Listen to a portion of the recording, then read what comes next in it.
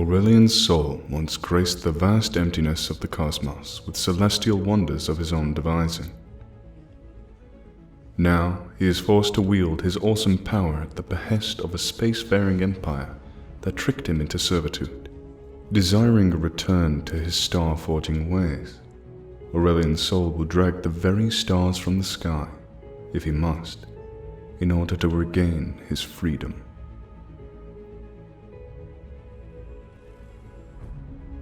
The appearance of a comet often portends a period of upheaval and unrest.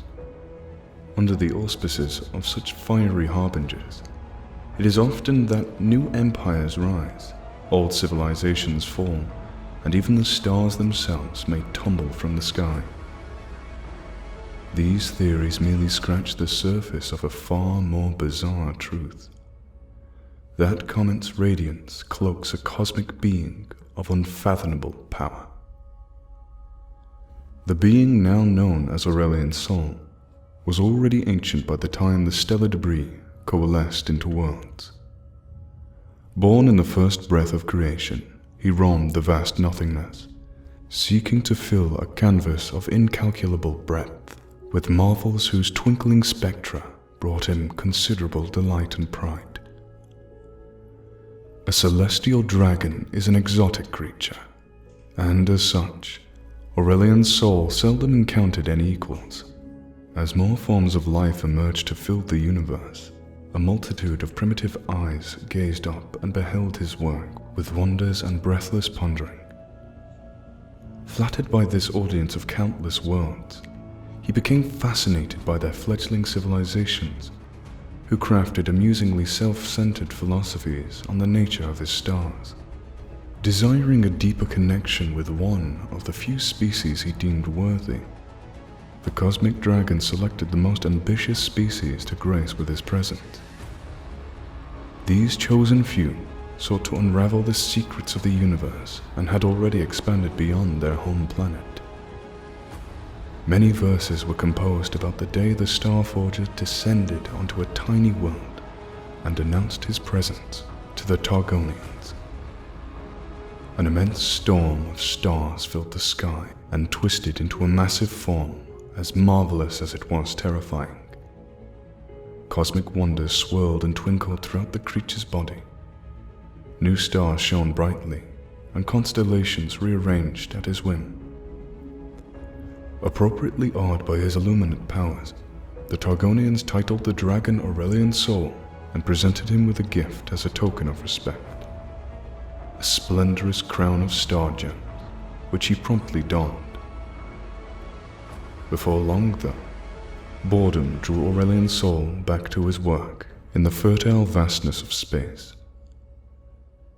However, the further from the reach of that tiny world he traveled, the more he felt a grasping at his very essence, pulling him off his path, directing him elsewhere. He could hear voices shouting, commanding from across the cosmic expanse.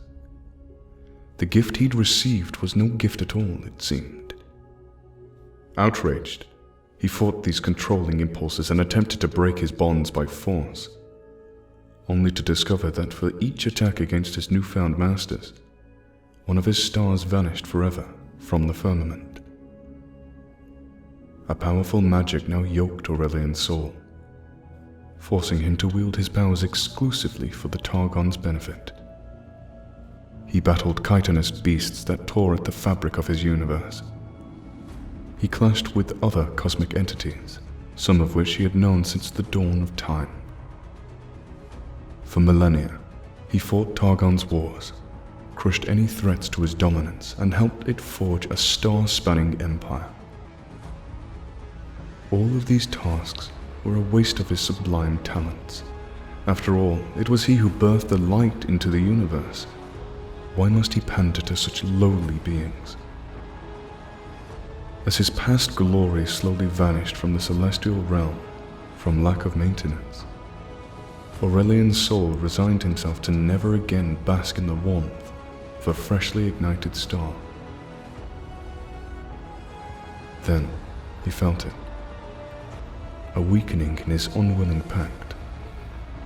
The voices from the crown grew sporadic, clashing, arguing with each other, while some fell ominously silent. An unknown catastrophe he could not fathom had thrown off the balance of those who bound him. They were scattered and distracted. Hope crept into his heart, driven by the tantalizing possibility of impending freedom. Aurelion's soul arrives at the world where it all began, Runeterra. It is here the balance will finally tip in his favor, and with it, civilizations across the stars shall bear witness to his rebellion and again play audience to his might. All will learn what fate befalls those who strive to steal for themselves the power of a cosmic dragon.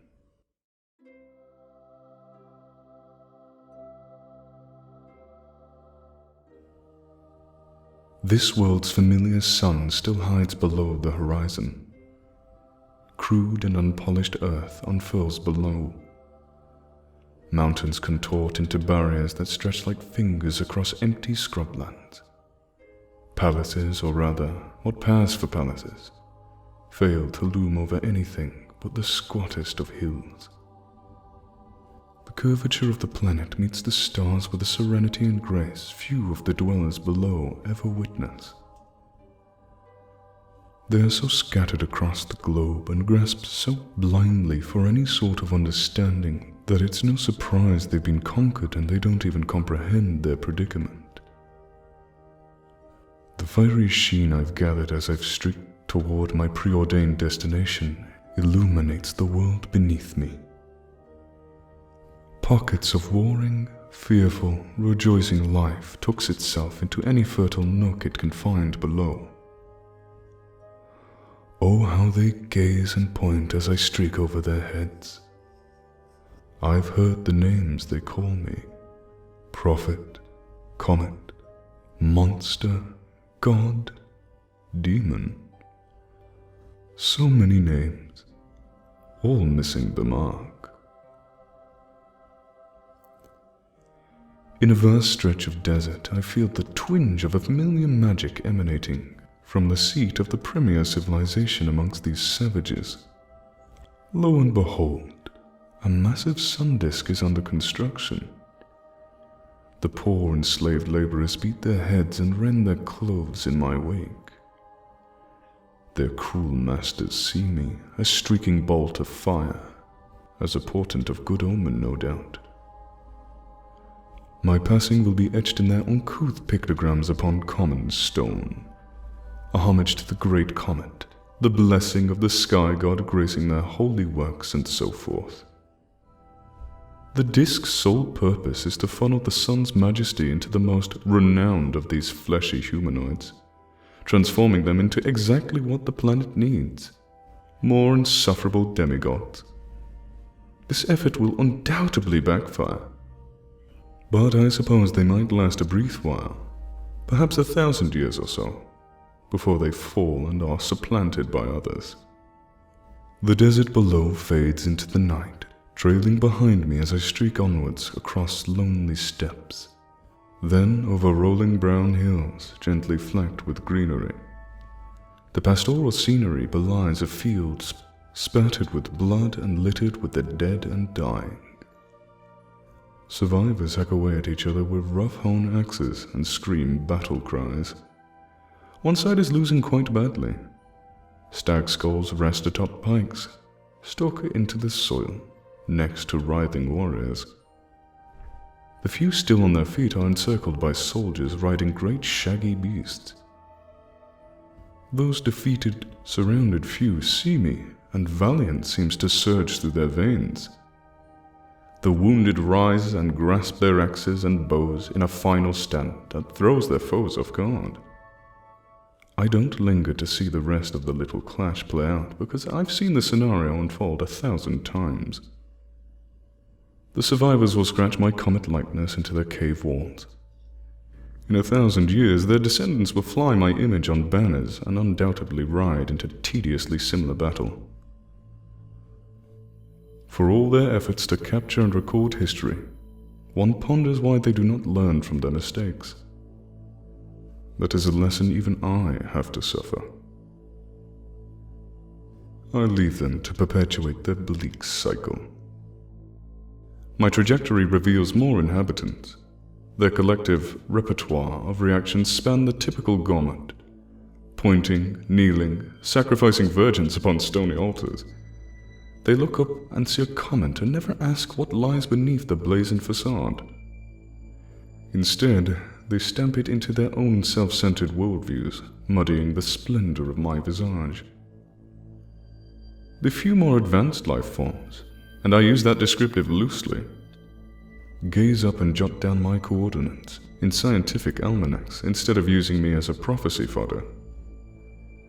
It's mildly refreshing, but even their developing notions of intellect seems to indicate I am a regularly appearing phenomenon with a predictable orbit. Oh, the feats they could accomplish if only... Well, no use dwelling on the wasted potential of the simple-minded terrestrial born. It's not entirely their fault. Evolution does seem to have a difficult time gaining traction on this world. But alas, the novelty of such infantile antics has worn thin. The grasping energies of my magical bondage have dragged me from one paltry world to another for centuries. Now it has led me to this familiar and unpleasant rock. The star that folds its surface with light was one of my earliest creations, a confluence wrought of love and radiance. That cherished moment when she flared to life with colors only her creator could see. How I miss a star's crackling new energy warming my face and trickling through my fingers. Each star gives off a unique energy, precious and reflecting its creator's soul. They are cosmic snowflakes, burning in defiance of the infinite dark. Unfortunately, these memories I long to dwell on are tainted by betrayal. Yes, this was the place where Targon lured me into servitude. But now it's not the time to linger on past mistakes. Those musty aspects want me to steal another breach. In their name, of course. Then I see her. This world's imbued warrior is alone at the peak of a smaller summit, brandishing a starstone spear. She watches me through a veil of annexed flesh, a mere spark masquerading as lightning. A thick braid of auburn hair is draped over her shoulder, falling over a golden breastplate that covers pale, freckled skin. Her eyes, the only bit of face not shielded by a battle-worn helmet, flash a jarring shade of red. She calls herself Pantheon, the warring fury of Targon incarnate. She is not the first of this world to bear the Pantheon mantle, nor will she be the last. Her glittering cape flaps out behind her as she raises her muscled arm and makes a motion like she's pulling on a great chain. The token my crudely enchanted tether wrenches me off course, toward the mountain upon which she stands, and she's yelling at me. She cries out with a voice that booms inside my head, transmitted through this insufferable stargem coronet. All sounds fade as she invades my mind. "Dragon," she says, as if I am a weak-winged beast of base orange flame. Lucky if it can ignite a tree. "Steal their gate," she commands, gesturing toward the bottom of a rocky crevasse with her pointed spear. I don't need to see the violet erosion of reality swirling below. I could smell the festering miasma that poisons this world before I even arrived. I fix my eyes on Pantheon instead. She expects me to fall in line like a dog on its leash. Today will be different, for I have learned from my mistakes. "Dragon," I purr. "Are you sure commanding me with such a low name is wise?" Pantheon's grip on her spear loosens just enough for her to fumble the weapon for a fraction of a second. She takes a step back, away from me, as if a single stride's distance could protect her from my ire. "Steal their gate," she says again, barking louder as if perhaps the previous command went unheard. Her volume does little to mask the quivering in her voice. She thrusts a spear towards me, as if such a tiny weapon could pierce me. This is the first time I've ever seen an aspect of Targon shaken. She is not used to having to tell me twice. "I will deal with those chittering little horrors in due time, dear Pantheon." "Do as you're commanded, dragon," this Pantheon shouts, "or this world is lost."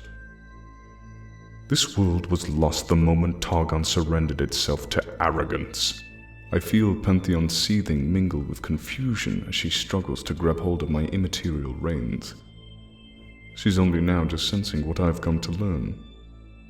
Targon is distracted and does not sense the magic faintly ebbing from my bonds. Pantheon bellows once more, and this time I cannot resist. The crude enchantment reigns sovereignty over my will. I turn my attention towards the source of the breach, nestled in the basin of a once verdant valley, now strangled with creeping purple miasma.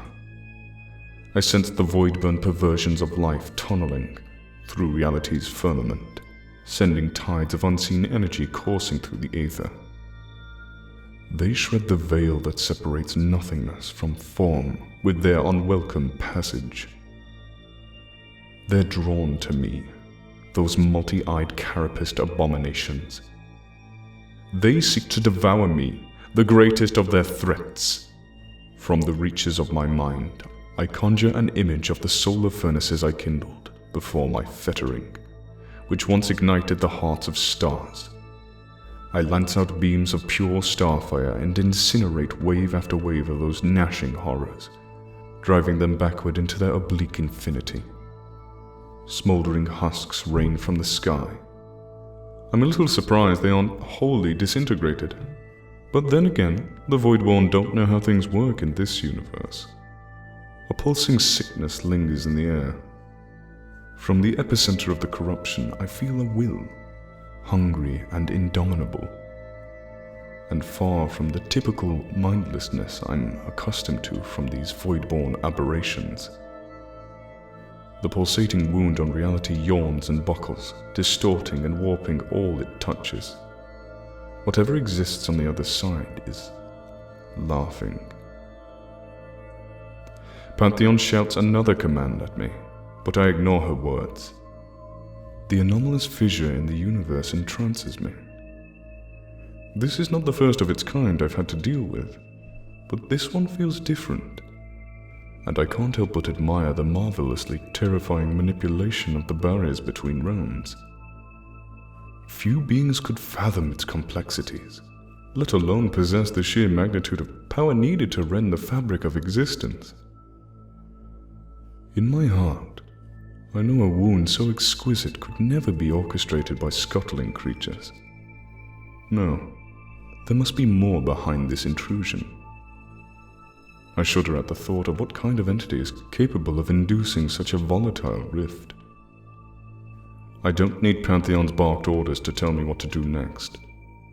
Her array of requests has always been a rather limited imagination anyway. She wants me to hurl a star at the rift, as if one can simply cauterize a smoldering interdimensional aberration and be done with it. These obtuse demigods are my captors? Fine. At least they're not too far off with their logic by thinking a few searing cosmic wonders will remedy this problem. I will play the role of an obedient servant just a little while longer.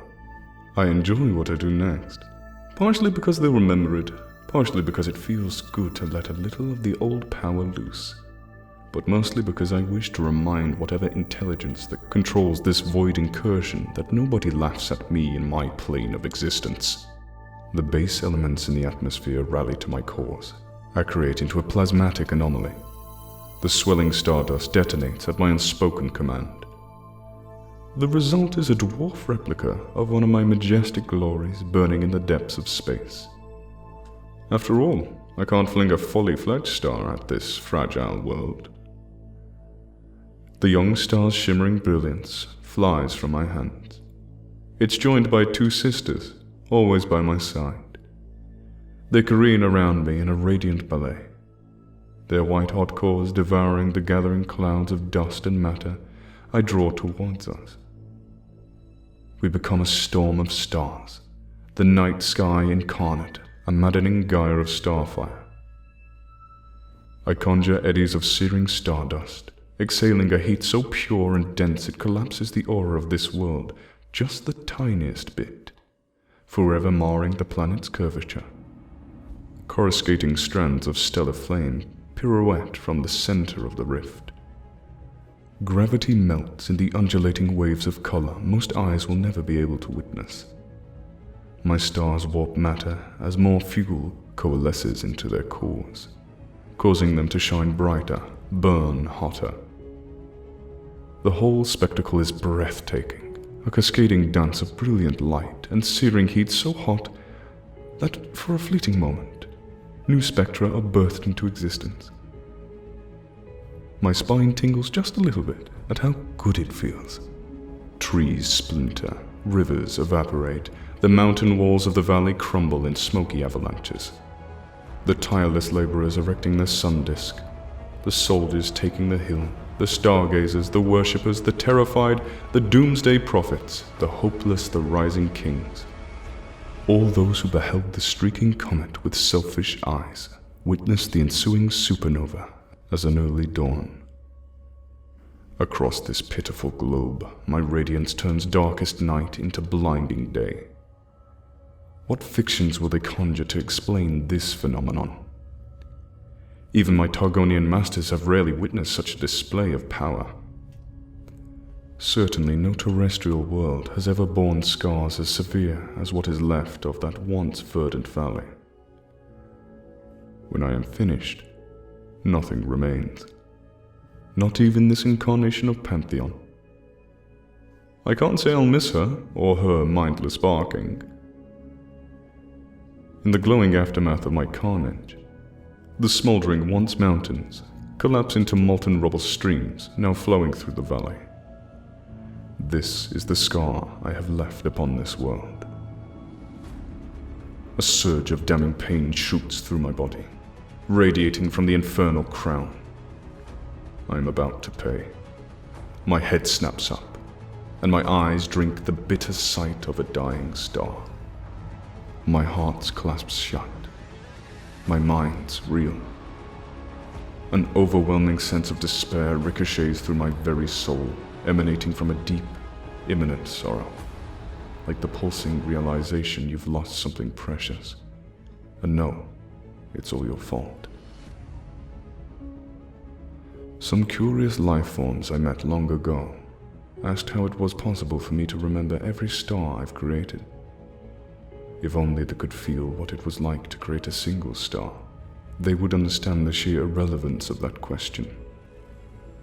That's how I know when every one of my darlings winks out from existence, ejecting jets of energy and, with it, the very substance of my own spirit. I see her death nail the heavens above. She shines brightly, one last time, in a pyroclasm that momentarily drowns her brothers and sisters. My heart shatters as the heavens are diminished in brutal retribution for turning my power on one of Targon's own. A sun is the price of a single pantheon. This is the cost of my unfettered wrath. This is the kind of boorish sorcery I must deal with. Within seconds, they have regained control of my reins and call me into a new task. On no other world have I exhibited such displays of freedom, no matter how fleeting it was. What's more is that I have learned from their mistakes. A bit of me is free now, and in time, I will return to this world, tap into this mysterious well of energy and cast off the rest of my tether. I tune into that essence of war, twisting and contorting within fleshy vessels scattered across the cosmos. It wasn't happy about losing its own mortal avatar of this world. Already, a new doomed host has been chosen to transform into the next iteration of Pantheon. A soldier from the Rakor, a tribe who cling to the base of Targon's mountain, siphoning off its power like barnacles. One day, I shall meet this new incarnation of Pantheon. Perhaps he will learn to find a new weapon and abandon that ludicrous spear. I sense Pantheon's celestial kin scattered across the cosmos. In a single instance, all of their attention is focused on this world, where one of their early aspects was vaporized by their own weapon. Their confusion is mingled with a growing desperation as they contend with each other to regain their control over me. How I wish I could see their faces. As I launch myself from the gravity of this world, this Runeterra, I sense an emotion I have never felt from Targon before. Fear.